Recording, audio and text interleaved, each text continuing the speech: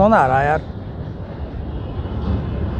उत्तर प्रदेश में निकाय चुनाव आने वाले हैं और निकाय चुनाव से पहले उत्तर प्रदेश में राजनीति गर्मा गई है।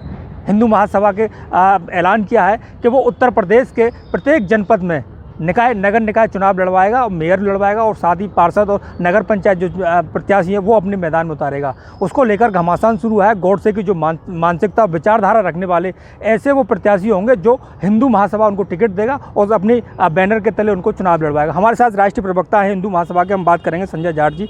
संजय जाट जी, जिस तरीके से विवादास्पद जो बयान सामने आया है हिंदूवादी महासभा का, वो क्या कहना चाहते हैं? क्या आपकी सोच है, किस तरीके से ये नगर निकाय चुनाव लड़ेंगे आप? विवादित कहाँ है ये? विवादित कौन सा बयान आया है?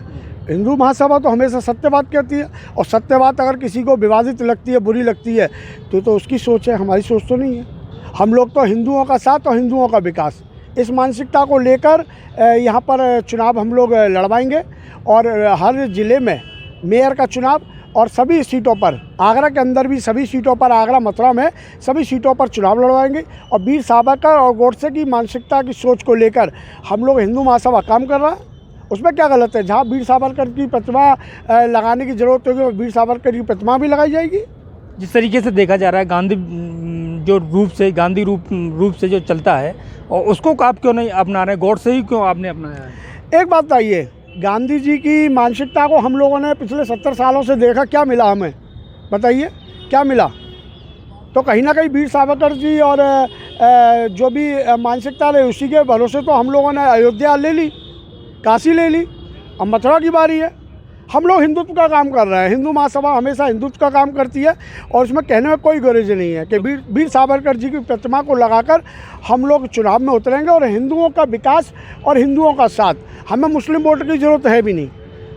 तो आगरा में आप निकाय चुनाव दमदारी के साथ लड़ेगी? बिल्कुल जोरदार तरीके से लड़ेगी। हिंदू महासभा जोरदार तरीके से चुनाव लड़ेगी, मेयर जीतेगी और मेयर जीतने के बाद अगर हमारा मेयर हिंदू भाइयों का अगर विकास और साथ रहा तो हमारा मेयर भी हिंदू महासभा का निकलेगा। और अगर मेयर निकलता है हिंदू महासभा का तो निश्चित तौर पर जितने भी जो पाप की निशानी जो मुस्लिम आक्रांताओं के नाम के द्वारा रखे गए उन्हीं सबों को नामों को चेंज करी जाएगी।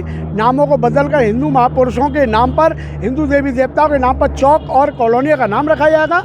जिस तरीके से योगी आदित्यनाथ जी ने पूरे उत्तर प्रदेश के अंदर नामों का परिवर्तन किया है, वह चाहे इलाहाबाद हो, चाहे लखनऊ हो, चाहे फैजाबाद हो, इसी की उनकी जो रीति है, उनकी नीति है। चूँकि वह हमारे हिंदू महासभा के उनके जो गुरु थे अभेद्यनाथ जी, उससे जीत कर गए तो कहीं ना कहीं उनके अंदर वीर सावरकर और नाथूराम गोडसे की सोच रही होगी। हिंदू महासभा ने उनको जिताया और जिताने के बाद जिस तरीके से बाबा हमारे काम कर रहे हैं, योगी बाबा में बधाई देना चाहता हूँ। हिंदू परंपराओं को आगे बढ़ा रहे हैं तो उसी अनुसार हम भी बाबा के कदमों को आगे बढ़ाएंगे। अगर मेयर हमारा जीतता है तो निश्चित तौर पर आगरा के अंदर भी बहुत अच्छा विकास देखने को मिलेगा और जितने भी पाप की निशानियों के नाम है इन नामों को परिवर्तन किया जाएगा।